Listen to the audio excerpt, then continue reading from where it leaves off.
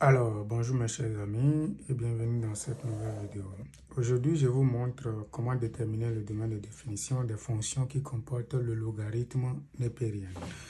Donc, vous le savez déjà, si vous avez la fonction logarithme népérien, il faut tout faire, il faut s'assurer que ce qui est dans le logarithme soit strictement supérieur à 0. C'est exactement ce que nous allons faire. Donc, pour la première fonction, le domaine que j'appelle df, c'est juste le domaine. Vous pouvez dire soit df, le domaine de définition. Donc, je regarde bien la composition de ma fonction. C'est juste une somme. Ça, c'est un polynôme. Donc, c'est une fonction très gentille. Mais ça, c'est la fonction logarithme népérien. Donc, ce que je pose comme condition, c'est que le x, ce qui est dans le logarithme, c'est-à-dire l'argument, soit strictement supérieur à 0. Donc, je vais dire que c'est l'ensemble x éléments de R tel que le x soit strictement supérieur à 0. Maintenant, ce que je vais faire, c'est de traiter cette information-là. D'accord? X strictement supérieur à 0, qu'est-ce que ça signifie? D'accord? Ça veut dire que le x appartient à l'intervalle 0 à plus l'infini. D'accord? Donc, ce qu'on fait rigoureusement, c'est de faire l'intersection de ça avec R qui n'est rien d'autre que 0 à plus l'infini dans ce cas précis. Donc, ça vous donne 0 à plus l'infini. Ça, c'est le premier, c'est le domaine de définition de la toute première fonction. La fonction 2, c'est f de x égale 1 moins logarithme népérien de x, le tout au carré.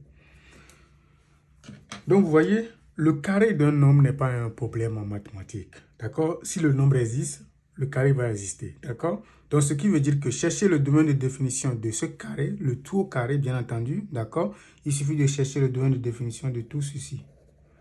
D'accord? Donc, ça revient à poser juste la condition x strictement supérieur à 0. Mais puisque vous êtes gentil, on va trouver exactement la même chose. C'est la même rédaction. Je recopie juste exactement ça. C'est une fonction qui n'a pas du tout de complications. Il suffit juste de connaître le domaine de définition de ce qui est là et puis c'est tout. Ok, le 2 est terminé. Le 3. Ici, on vous donne f de x égale logarithme népérien de x carré moins x moins 6. Donc ici, le domaine de définition, ça va être l'ensemble. Donc comme on l'a dit tantôt là, on va poser tout ceci strictement supérieur à 0. Donc x élément de R tel que, donc x carré moins x moins 6 strictement supérieur à 0.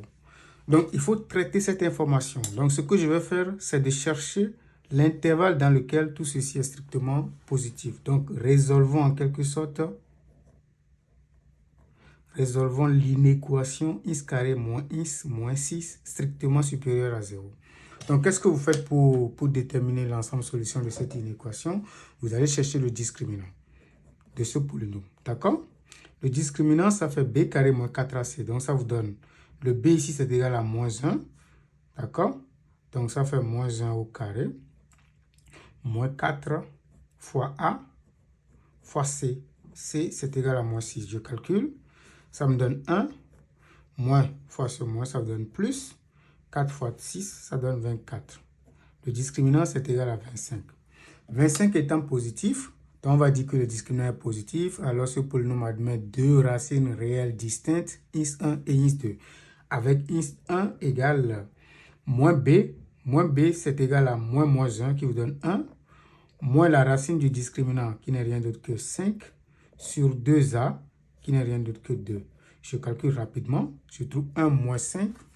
Ça me donne moins 4. Moins 4 sur 2, c'est égal à moins 2. Ça, c'est le x1. x2, c'est égal à moins b plus la racine du discriminant sur 2. D'accord? Qui vous donne 1 plus 5, ça donne 6. 6 divisé par 2, ça fait 3.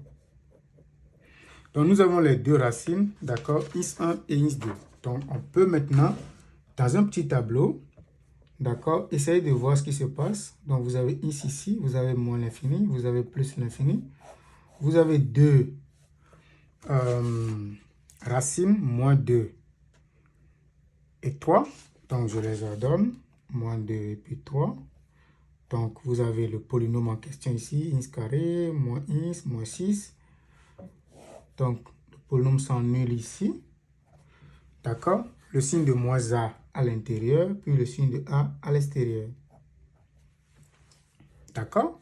Ok, donc ici, vous voyez clairement que pour tout ins élément de moins l'infini à moins 2, union 3 à plus l'infini, vous voyez que le ins carré moins ins moins 6 est strictement supérieur à 0. Qu'est-ce que ça veut dire?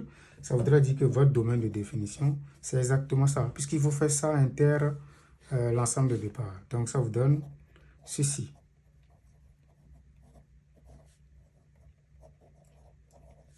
Parfait. La quatrième fonction, il faut bien regarder, c'est f de ins égale logarithme népérien de 2 ins plus 3 divisé par x moins 1. Ok, donc comme on le sait déjà, ça vous donne l'ensemble ins élément de R tel que tout ceci, toute la fraction, d'accord, si vous voulez, il faut que la fraction existe d'abord, donc il faut que le ins moins 1 soit d'abord différent de 0, puisque c'est une fraction qui est là, et après, puisque c'est dans le logarithme népérien, d'accord, il faut que tout ceci maintenant soit strictement supérieur à 0. 2 ins plus 3 sur ins moins 1, strictement supérieur à 0. Donc, ce n'est pas du tout compliqué lorsque vous voulez chercher l'ensemble solution d'un quotient, d'une inéquation comportant des quotients. Ce n'est pas du tout compliqué. Il suffit de faire un tableau de signes pour le numérateur et pour le dénominateur. D'accord? Ça, différent de 0, veut dire tout simplement que ins est différent de 1. C'est tout ce que ça veut dire. Donc, dans mon tableau, je vais essayer d'exclure 1. Maintenant, on prend ceci. Donc, 2 ins plus 3 égale à 0, si et seulement si ins égale à moins 3 sur 2. D'accord? J'envoie juste 3 ici, ça vous donne moins 3 divisé par 2, on obtient ça. Et puis, je fais un petit tableau. Ici. Donc, je place ceci et 1. D'accord? Parce que le dénominateur, c'est 1. Vous avez moins l'infini. Vous avez moins 3,5. Vous avez 1. D'accord? Plus l'infini. Donc, vous avez ça. Ok, donc on peut d'abord faire... là, vous avez 2 ins plus 3. 2 ins plus 3 s'annule ici. D'accord? Et puis, vous avez aussi ins moins 1. Ins moins 1, normalement, s'annule ici. D'accord? Et puis, maintenant, vous avez le quotient. 2 ins plus 3 sur ins moins 1. D'accord? Donc, là, le quotient s'annule à moins 3, mais ici, le quotient n'est pas défini. D'accord? C'est juste pour ça qu'on met la double barre. Ok, donc j'essaie de remplir ce tableau avec des signes. D'accord?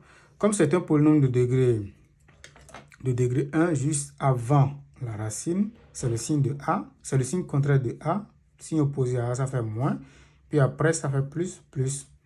Ici aussi, c'est un polynôme de degré 1. Juste avant la racine, ça fait le signe de moins A. Donc, ça vous donne moins, moins. Et puis plus. Donc, le quotient, pour trouver le signe du quotient, ça fonctionne exactement comme le produit. Ça avec ça, ça donne plus. Ça avec ça, moins. Ça avec ça, plus. D'accord? Donc, le domaine, d'accord, quel que soit le ins élément de moins l'infini, à moins 3,5, union 1 à plus l'infini, ce qui se passe, c'est que la fraction est strictement positive. Alors, le domaine de définition, ça donne exactement ça.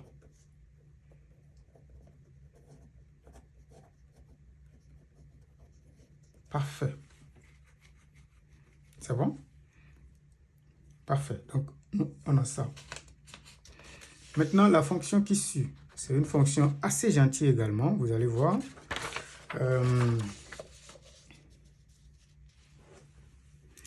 Là, on vous donne, c'est la fonction numéro 5. F de ins égale 2 logarithme népérien de ins moins 1 sur logarithme népérien de ins moins 1. Donc, faites très attention ici, le domaine, d'accord? On va poser d'abord les conditions pour que ce qui est dans le logarithme soit strictement positif. Donc, ins élément de R tel que ins positif. Mais comme c'est une fraction, il faut que le dénominateur soit pas 0, d'accord? Donc, il faut que le logarithme népérien de ins moins 1 soit différent de 0, d'accord? Le premier, d'accord, c'est lorsque le ins est positif. Ins positif signifie quoi? Signifie que le ins appartient à l'ensemble 0 à plus l'infini. Maintenant, pour traiter ceci, qu'est-ce que je vais faire? Je vais poser logarithme népérien de ins moins 1 égale à 0. Logarithme népérien de ins moins 1 égale à 0, si quoi? Si vous avez le logarithme népérien de ins égale à 1. D'accord? Puisque le ins est déjà positif, ça veut dire que le ins est égal à E. E exposant 1. D'accord? Qui vous donne E. D'accord? Donc, on va juste exclure, d'accord, E dans ce domaine-là. Donc, le domaine de définition, ça vous donne 0 à plus l'infini, privé de E. C'est tout. D'accord? Donc, c'est exactement ça. Vous pouvez l'écrire sous forme d'intervalle pour ceux qui veulent. Ça va faire 0 à E, union E à plus l'infini, c'est tout. La fonction qui suit, le 6, le f de ins, c'est égal à la racine carrée de logarithme népérien de ins. Donc, domaine de définition. Donc, il faut faire un peu attention ici. Premièrement, il faut que tout ceci soit strictement positif. Et secondo, il faut que le logarithme népérien de ins soit supérieur ou égal à 0. Donc, la première condition, c'est pour le logarithme népérien. Et la deuxième condition, c'est pour la racine carrée. Donc, faites très attention. Vous suivez? Parfait. Donc, ici, le ins est positif. Si seulement si quoi? Ins appartient à l'ensemble 0 à plus l'infini.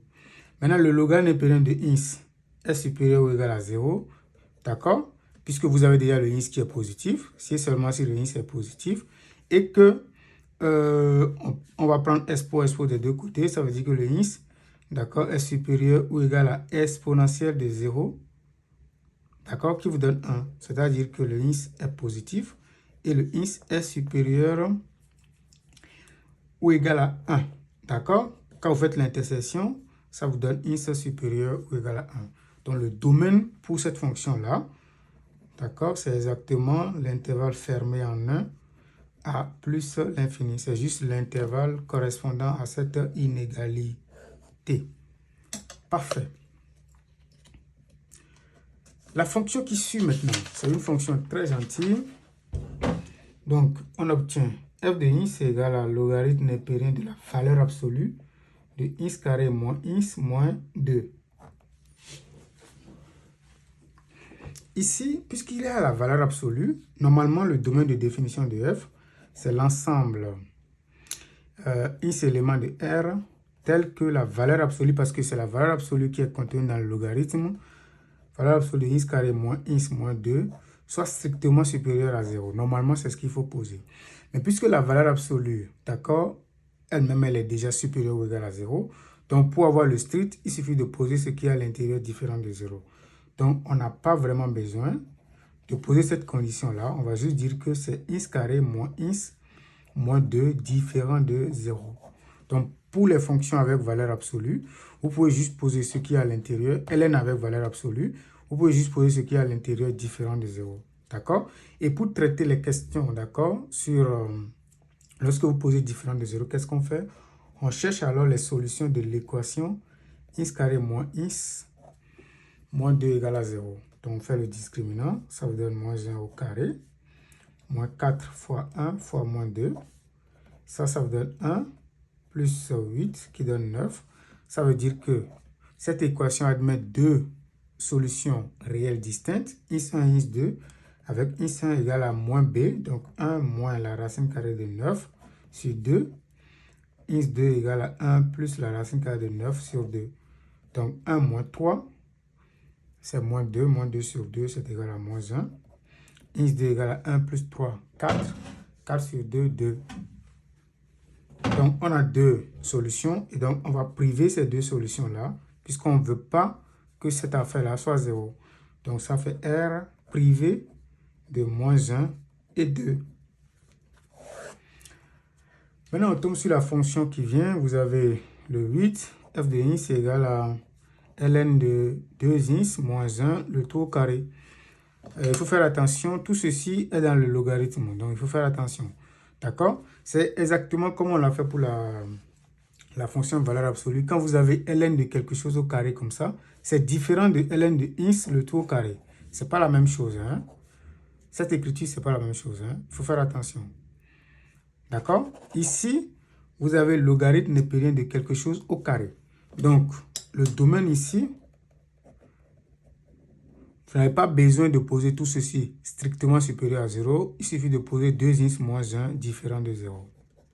D'accord? Mais si le degré est impair, ce n'est pas pareil. Il faut poser strictement supérieur à 0. C'est parce que ça, c'est un nombre pair. Et donc, ceci est déjà supérieur ou égal à 0. Donc, il faut maintenant poser la condition, d'accord, différent de 0 pour que tout ceci soit strictement supérieur à 0. Donc, posons 2 ins moins 1 égale à 0. 2 ins moins 1 égale à 0, si et seulement si 2 ins égale à 1, si et seulement si x est égal à 1 sur 2. Donc le domaine ici, ça vous donne R privé de 1 sur 2.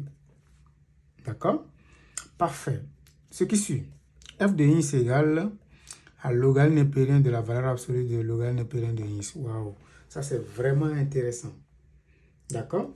C'est très intéressant.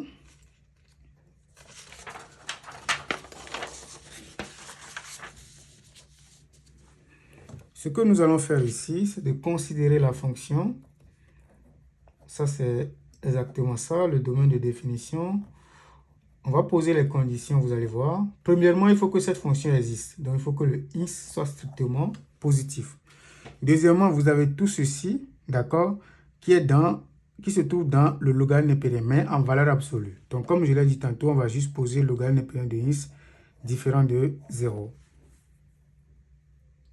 D'accord? Et donc, ins positif, si et seulement si ins appartient à l'ensemble 0 à plus l'infini. Maintenant, on va regarder ce qui se passe ici. On pose logarithme népérien de ins égal à 0. Logarithme népérien de ins égal à 0 si et seulement si le ins est égal à quoi? Donc, il faut prendre l'exponentielle des deux côtés. Ça vous donne exponentielle de 0. D'accord? C'est-à-dire quoi? Ça, c'est quoi? Le 0 qui est ici, c'est le logarithme népérien de 1. Ça veut dire que le ins est égal à 1 automatiquement. D'accord? Donc, on va priver maintenant ceci dans ce domaine-là. Donc, le domaine de définition, ça vous donne R et, 0 à plus l'infini, privé de 1. Maintenant, la dernière fonction, c'est la fonction f de ins égale à 1 sur le logarithme népérien de ins.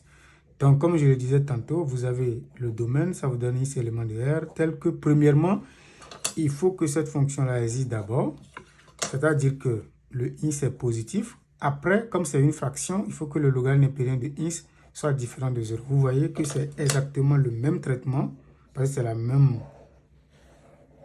condition et donc c'est la même rédaction. Ça vous donne 0 plus l'infini, privé de 1. Donc, c'est la fin de cette vidéo. N'hésitez pas à vous abonner et surtout à commenter si vous avez des difficultés. Merci.